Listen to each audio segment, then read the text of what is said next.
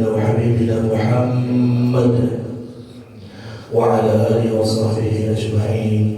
أما بعد, alhamdulillah, bersyukur kepada Allah Subhanahu wa Ta'ala di subuh yang sejuk ini Allah masih memberikan kesempatan kepada kita untuk kembali bangun dan meneguhkan, menyempurnakan, menggenapkan keimanan kita, melaksanakan bukti dari keislaman kita, jalankan ibadah kepadanya, diawali dengan sholat subuh berjamaah.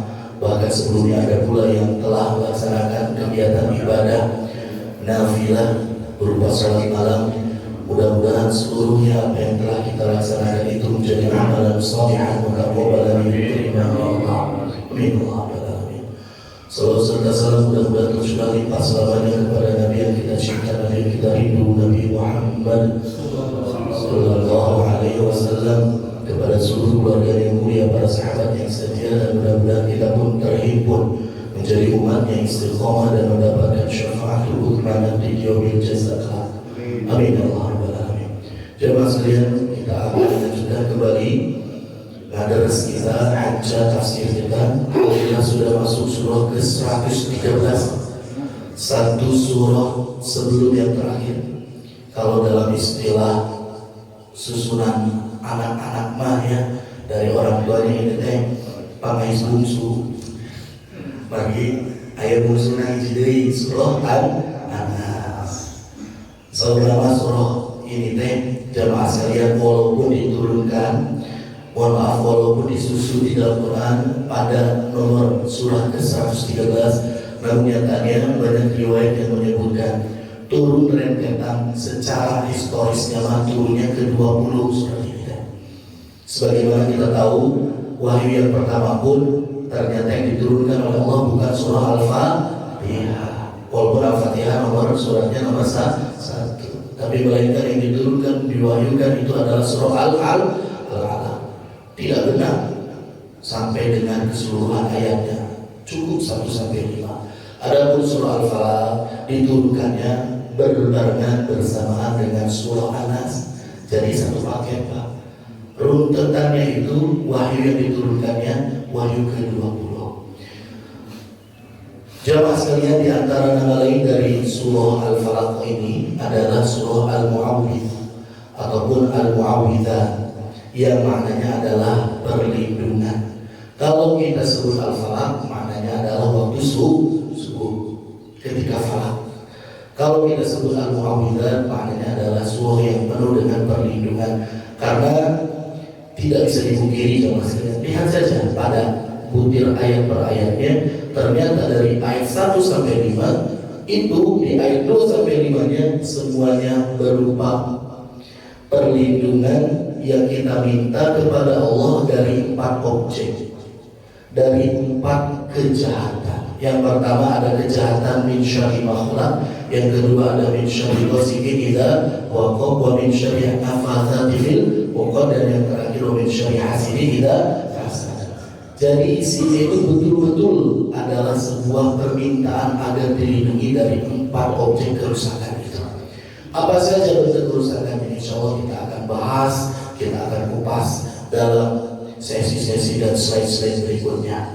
Kita akan terlebih dahulu bacakan jemaah sekalian untuk surah Al-Falaq ini. Boleh secara terpimpin, saya satu kali, nanti jemaah bisa mengikuti.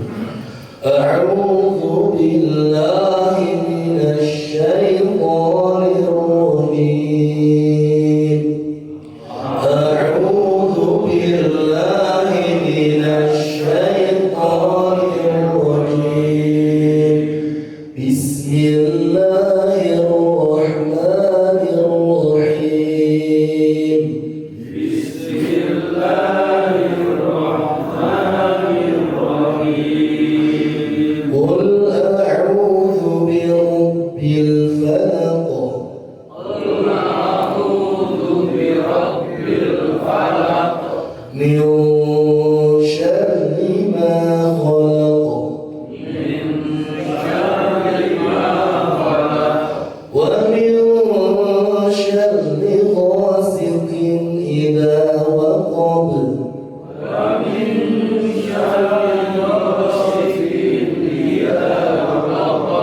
ومن شر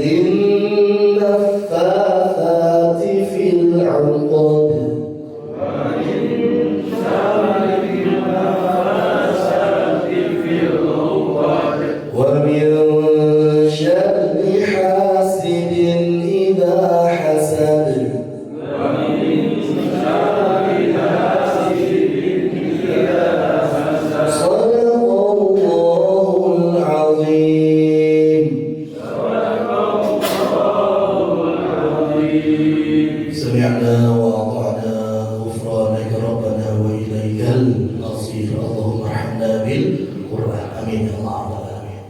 Para jemaah sekalian, ternyata pula asbabun nuzul dari surah Al-Falaq itu para ulama berselisih pendapat. Ada yang menyebutkan bahwa Al-Falaq itu Makkiyah, diturunkan pada saat periodisasi Nabi Muhammad sedang berdakwah di Makkah. Belum terjadi proses hijrah Nabi ke Madinah. Dalil dan riwayat yang mengatakan bahwasanya surah Al-Falaq itu Makkiyah berkenaan dengan asbabun nuzul. Sebab-sebab turunnya itu adalah tren dan juga viralnya orang-orang yang memiliki ain.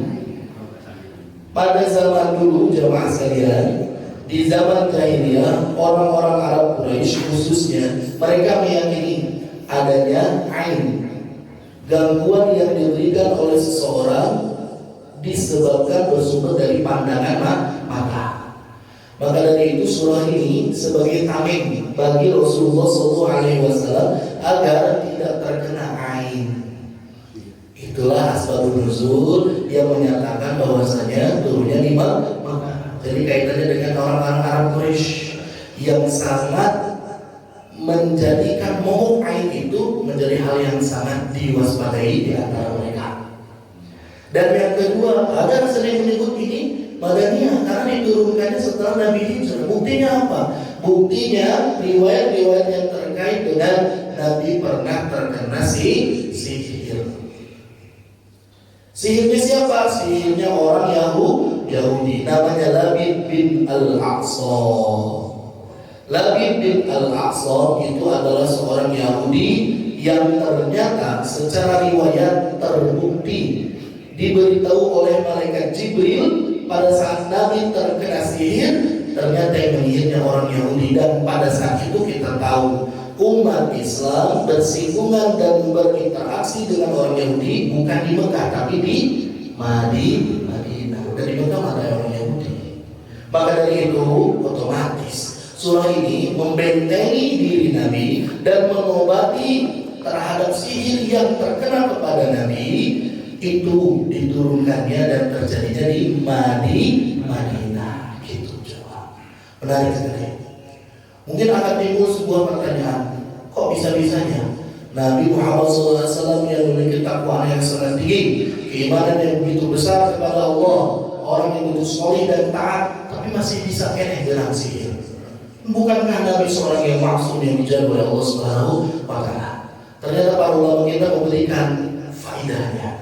Apa hikmah terjadinya sihir kepada yang pertama? Membuktikan bahwasanya Nabi kita adalah benar-benar seorang manusia. Secara basyariah dan fitrahnya tetap Nabi kita adalah manusia. Maka dari itu tidak mustahil untuk terkena oleh sihir. Yang kedua, memberikan sebuah keyakinan kepada kita harus waspada dan berhati-hati terhadap sihir. Dan juga yang ketiga, ini fadilah yang lebih besar apa? Kalau ada orang yang kena sihir, Nabi sudah berikan trik dan tipsnya agar terhindar dan juga terlepas dari gangguan sihir dengan sering-sering rutin membaca surah Al-Falaq disambung dengan Nas. Untuk Nas saya surah Al-Baqarah. Lamun Al-Baqarah di awal ini tuntung. Aduh awal. Untung nanti dua surah Al-Baqarah. Lihat. Jadi jamaah sekalian, ya, itu diantara fadilah yang dapat kita ambil mengenai kisah sihir tersebut. Pertanyaan yang muncul, di kita itu sering menyebutkan ada istilah ain. Bahkan ada beberapa orang yang dia itu jadi merasa alergi atau menjaga diri untuk mempost sesuatu di medsos, baik foto dirinya, istrinya, anak-anaknya, ataupun aset yang dimilikinya berupa rumahnya atau binatang yang dia sayanginya, dipost di medsos kuno sedang ain. Takut terkena ain, takut ada orang yang memandang dengan pandangan yang buruk sehingga apa yang kita miliki itu baik jasad kita atau istri kita terkena dampak buruk, efek buruk. Dan ternyata jamaah sekalian, mengenai ain ini, itu kalau istilah kita gampangnya disebut dengan mata sakti. Mata sakti. Ketika seseorang dia itu memiliki ain, orang yang punya ain itu disebut ain. Ain itu adalah kemampuannya. Orang yang memiliki kemampuan tersebut disebut ain. Seorang ain, dia itu mampu mencelakakan objek apa yang dipandangnya itu pada saat dirinya terhasut dengan amarah, iri, dengki, atau merasa tidak suka terhadap apa yang dipandangnya. Sehingga sekali lagi banyak orang-orang yang berhati-hati, saya mau posting-postingan, boalah billing ketek jadi sakit, boalah bisnisnya jadi hancur, jadi runtuh, jadi main, jadi gulung tikar. Karena apa? Mengumbar itu di medsos. Satu sisi bagus, ya rumah tong suka kumar pamer gitu ya. Harus ada password DP. Jangan segala sesuatu kita post, takutnya malah kita sendiri yang merasa ujub dan sombong. Tapi satu sisi ain ini harus kita pahami dengan baik. Jamaah sekalian, ain atau mata sakti ini ternyata bukan hanya ada dalam literasi tradisi muslim. Orang-orang zaman terdahulu dari etnis orang-orang Jepang sendiri itu mengakui adanya mata sakti. Coba kalau kita lihat komik-komik dan juga film-film Jepang, film Naruto, kalau bapak-bapak lihat anak-anak suka nonton Naruto atau bapak sendiri nonton Naruto, ada salah satu klan disebut dengan klannya itu adalah klan Uchiha. Ya, klan Uchiha ini salah satu kehebatannya adalah memiliki mata Sharingan disebutnya. Jadi soalnya kayak bintik-bintik tilu, hidungnya seperti suram gitu ya, perninjaan. Ketika mata ini dibuka, apa yang dipandangnya itu langsung tidak berkutik dan tidak berdaya. Begitupun klan Hyuga, matanya itu sebutan Byakugan. Itu pun sama. Ini dalam tradisi orang Jepang mengakui adanya kemampuan mata sakti ataupun ain dalam tradisi kaum muslimin. Bukan hanya etnis Jepang, ternyata orang Barat pun mengakui adanya ini. Non mungkin namanya Superman. Superman kalau udah gini, wah, mata langsung jadi sakti kalau terasa. Nah, itu salah satu gambaran. Dan ternyata dalam literasi Islam itu pun ada, cuma namanya disebut ain. Itu ainun teh harus teh mata, salah sama. Cuma ketika disebutkan kepada ain sebuah penyakit dan kemampuan ini adalah sesuatu hal yang buruk. Ya, jamaah sekalian. Selanjutnya, mata sakti atau ain ini biasanya dia itu aktif ketika pemiliknya merasa benci ataupun dia hasut saat memandang objek tertentu, melihat sesuatu hingga akhirnya timbul di dalam hatinya nggak suka. Dia merasa iri dengan apa yang dimiliki oleh saudaranya, baik paras yang tampan, wajah yang cantik, atau postur yang begitu gagah, atau bahkan kalau zaman dulu itu tunggangan, kuda, unta, keledai, hewan, apapun yang dimilikinya. Kalau si orang yang memiliki mata ain ini dia tersulut, di dalam hatinya ada rasa benci dan hasut, langsung melepar. Bisa-bisa kejar-kejar stroke, bahkan sampai kejar-kejar tidak bisa bernapas. Orang yang punya ain. Hingga mungkin kita penasaran, apakah ain ini dimiliki oleh setiap kita? Nalika orang benci, hasut, tinggal mantan, ternyata udah gandengan dengan yang lain, panas katanya Pak, iri itu, teori itu dipolototan, bakal kejar-kejar mau mantan orang Pak, sampai rawa ini sampai polototnya moal. Karena apa Pak? Ain itu ternyata tidak dimiliki oleh semua orang, tapi dimiliki oleh orang-orang tertentu saja. Jadi kemampuan mengenai ain ini ternyata itu tidak dimiliki oleh sembarang orang. Dan bukan berarti ketika orang yang ain sekalipun dia memandang sesuatu langsung kejut-kejut, enggak. Kalau dia tersulut rasa hasut dan benci banget. Kalau kita orang biasa, ya, kita memandang kepada seseorang teresep sampai rawi kokojotan bulangan sanes itu mual ayam pengaruh. Gitu. Ini dibuktikan dengan salah satu riwayat mengenai seorang yang alim bernama Abu Abdillah As-Saji. Beliau itu terkenal sebagai seorang wali bahkan. Pada satu kesempatan orang soleh ini dia melakukan safar. Dalam kafilah safarnya dia diberitahu oleh sahabatnya, wahai Syekh, yang sedang pergi bersama kita itu salah satunya adalah seorang alim. Orang yang punya kemampuan alim memandang sesuatu sehingga dia akan menimpa keburukan kepadanya. Saya lihat, Syekh, kamu itu punya kuda, kudanya keker, kudanya bisa ditahan, kade lalu biasa mah tong ditinggalkan ke ajeuna gitu. Calina atau bapaknya dipangkar tong itu tidak kafilah sekali safar itu nggak 1-2 orang Pak, tapi kan berpuluh-puluh orang bahkan beratus orang sekali perjalanan jauh itu. Hingga akhirnya Syekh As-Saji ini beliau berada di belakang, barisan belakang berjalan berhati-hati dengan si angin tersebut. Cuma ternyata pada satu momen Syekh ini sedang pergi dan dia menambahkan tunggangannya itu di tempat perkumpulan kafilah tersebut, sehingga ternyata dilihat oleh seorang yang angin tadi. Langsung timbul rasa iri. Katanya Pak, kalau orang yang angin itu ketika dia mulai aktif penglihatannya, dia akan merasa panas dengan matanya dan dia memandang sesuatu, apa yang dipandangnya langsung terkapar. Jadi kalau orang melihat sesuatu itu panas berarti daya. Ya, panas dan orang gigir tukang sate hasilnya asik. Nah, jadi jamaah sekalian, pada saat itu tunggangan yang dimiliki oleh Syekh As-Saji itu terkapar kekejataan karena dilihat oleh seorang angin. Lantas Syekh ini dipanggil untuk segera diberitahu ternyata tunggangan itu sedang sekarat. Mendekat kepada kuda tersebut, langsung lalu diusapnya kuda tersebut dan dibacakannya doa. Dan ternyata ain tersebut kembali kepada orang yang memilikinya. Matanya malah menjadi rusak. Karena apa? Didoakan dengan tamim doa yang begitu kuat dari seorang yang alim, Syekh Abdillah As-Saji. Tahu doanya? Surat Al-Falaq? Ya, salah satunya kita bisa bacakan surat Al-Falaq.